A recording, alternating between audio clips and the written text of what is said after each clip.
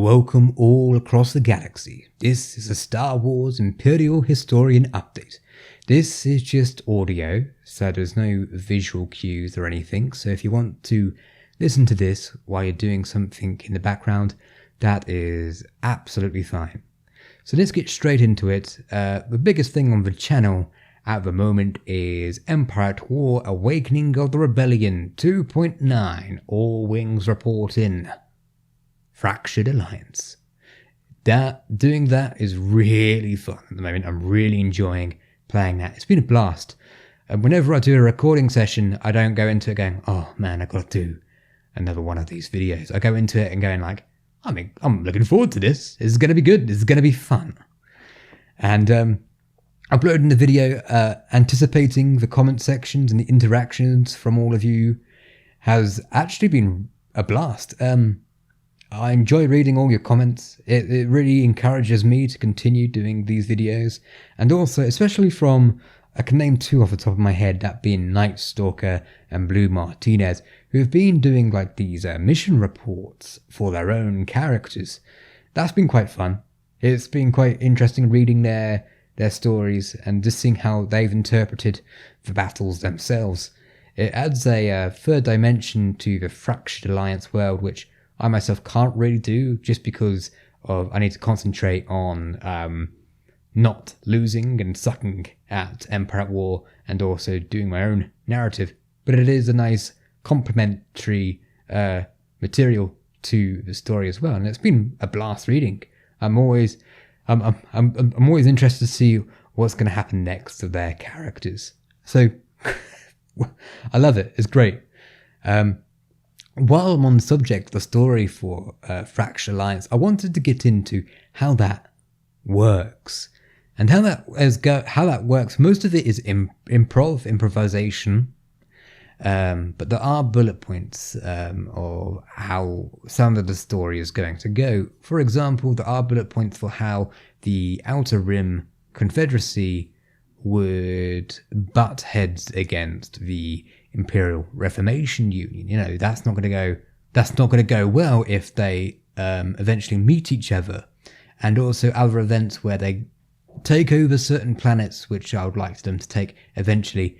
But of course, it's all dependent really on it's like 50-50 dependent on what the Empire does, or the Black, or the Heart Cartel does, or the Hapes Consortium.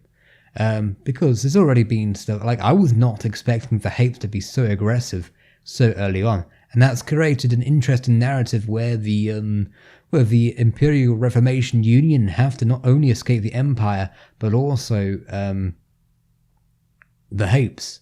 So that's created a nice, like, almost like, it gives more reason for the Exodus fleet to exist as well. So there's been happy accidents as well. But there is some bullet points I am following, but most of it is improv. Once Fractured Alliance is finished, but of course that won't be for some time now, but once that has finished, I do plan to do an Empire playthrough of Awakening of the Rebllion as well, and possibly in the far, far future. This is not a definite, but I would like to play in the Clone Wars era, and I hear that Fall of the Republic is really good by Corey Loses and his mod and dev team. So that's on the cards for later in the year or next year. Now moving on, let's give you an update on Legends of the Galaxy Season 2. Currently, I'm now editing Chapter 3. The vocal recording has been done for my own voice and for everyone else's voice for that chapter. It's good. I mean, so far, just to give you insight of how the development of each chapter is going, the first two chapters, to give some perspective of the production time, the first two chapters are 35 minutes long. And it's not like before, where in Season 1, I called them slates. And that's a slate for me in Season 1 was one JPEG image or PNG image, which would either pan left or right or zoom in and whatnot. It might be photoshopped with different layers, but they all move one way. However, in Season 2, one slate might have many layers in the actual video. So you have the sky dome, and that will be moving a little bit differently compared to the background image of buildings or vehicles, and then in front of that there might be background characters or the main characters or objects, stuff like that, and they're all moving independently and separate from each other. So what would take a basic slate not too long to edit, it now takes all these moving parts for one slate even longer to edit a 2-second slate. So that's why it's taking quite a bit of time, but it does look so much better. It makes the world a little bit more alive, and of course the camera is moving separately as well, panning left and right, dollying back and forth, or doing those vertigo tricks like in Jaws and stuff like that. And of course you have the model shots as well of models of TIE fighters and the Gazontes and ships like that, which are real models which are green screened in. That of course takes time as well. Also, it's a whole cast and crew this time. A whole cast this time round, so a vast difference to Season 1. I'm really enjoying the process. There are some times when I do dip, where I'd be like, sometimes it does take me so long to edit one scene, and other times I have an absolute blast of it. But at the moment, on Chapter 3, and I'm excited to crack on the editing with that. Like I said, the vocal recording for Chapter 3 is done. So it's just now off to the editing the vocals and then the visuals and whatnot. So, as you are aware, Legends of the Galaxy does take priority over everything, and that is why lore videos have taken a back burner. The reason because of this is because the time dedicated to making Legend of the Galaxy goes towards that. Lore videos take time to make, and every moment I spend making lore videos is taking time away from Legends of the Galaxy. And you're probably asking yourself, why are you doing Awakening of the Rebllion videos? And let me go through the process of how a lore video is normally produced. So, first of all, you've got to find a topic. You've got to do the research for that topic, either through Wikipedia, source books, or reading through comic books or books themselves.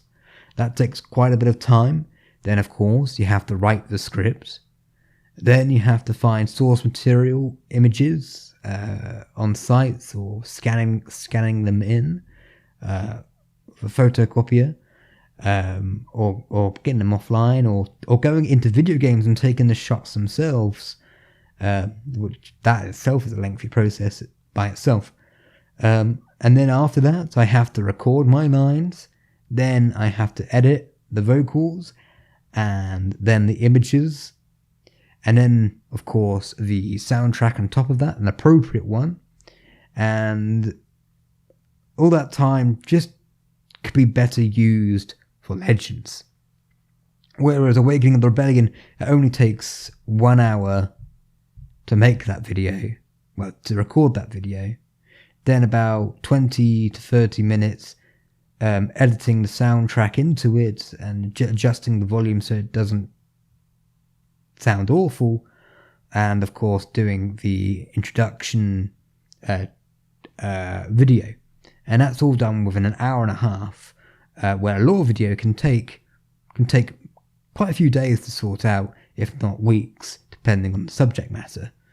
And with an Awakening of the Rebllion video, I can do that anytime, whereas For lore videos and Legend of the Galaxy videos, I like the recording to be professional as possible. That means no background noise. And I don't mean someone in the room. I mean someone in the other room who's playing a video game and whatnot, effing and cursing, or there's drilling going on outside, or cars honking around. So there's time constraints, and unfortunately lore videos have taken that back burner. It's not that they're gone forever, they're just on hiatus. I do hope to do maybe 1 or 2 Bad Batch videos, but that's not a guarantee. Also, High Republic videos, might do some of them as well, but I'm waiting until there's some more lore established before tackling that beast. Moving on to something else. Oh, so I've got a couple of questions. One from Night Stalker, who asked about how I'm enjoying Awakening of the Rebllion. I'm loving it, as I stated previously, and I'm enjoying the interactions I've mentioned previously. But I've also asked how I'm just doing. How am I doing? How's my mental and physical state? The reason he asked this, or they asked, she asked this, or they asked this, is because mainly when a YouTuber says they've got an update for a video, it's normally bad news or an apology video. This is not that at all. This is just, I wanted to give a positive update of how things are going. I'm in a great mental and health state. I'm in a great place to do these videos, and a great place of where I am in the real world of my own job and whatnot. And now that restrictions are starting to get lesser in my country, it's been great going out and speaking to friends again. That's been wonderful. So yeah, it's a good time for me and a good place for me at the moment. Now someone else has asked in a DM, what happened to the Spectre's podcast? Now to make a long story short, scheduling. It was all to do with scheduling and time constraints, and we're all very busy people, and the time we used to record the Spectre's podcast, it just was rubbing against our other stuff we were doing in our real lives, and it was becoming just not easy to do the recording times. And so we're just like, we'll stop for a bit. It was supposed to be just for a bit, as it was also a dry season for Star Wars at the time we stopped. Well, we could have come back for Bad Batch, but yeah, it's just really time constraints, and from all of us, really. It's not, we're all busy people. We've all got stuff to do, and unfortunately, that's the bane of quite a lot of podcasts and collaborations. It's just how it goes. The Earth is round, and time zones exists and whatnot. But yeah, I've enjoyed doing that. If they were to do it again, I'll do it in a heartbeat. There is something in the pipeline I wish to do myself, but at this time I don't want to go too far into it because it may or may not happen, but I do like a good tease. Also, I am planning to possibly do a live stream here and there out of the blue. Not a definite, just because of time constraints, but I've now got a little bit more time, as I'm now part-time rather than full-time these days now. So now I have more time to edit stuff and to possibly do a live stream. If I was to do one, I would just be playing games like SWIH or Jedi Outcast or Force Unleashed 1 and 2, all the LEGO games, or KOTOR 1 and 2 if I can get them working okay. I won't be playing Empire at War because that's too taxing on the brain to do Empire at War and interact with the comment section with people who are watching live. If I was to do that, it will be on a Saturday night, very late UK and European time, but it'll be late evening for those in those who live in the Americas, in in North America and South America and Alaska and all, that area of the world. But yeah, it's doing good, and I hope you all are doing well. I hope I've gone through all my points clearly and not mumbled through them.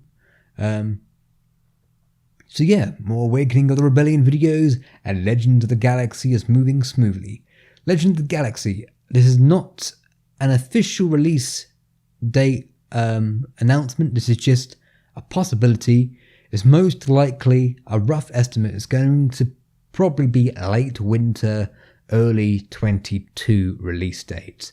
With the trajectory of me only being on chapter 3 and it being June, and there being quite a few more chapters after chapter 3.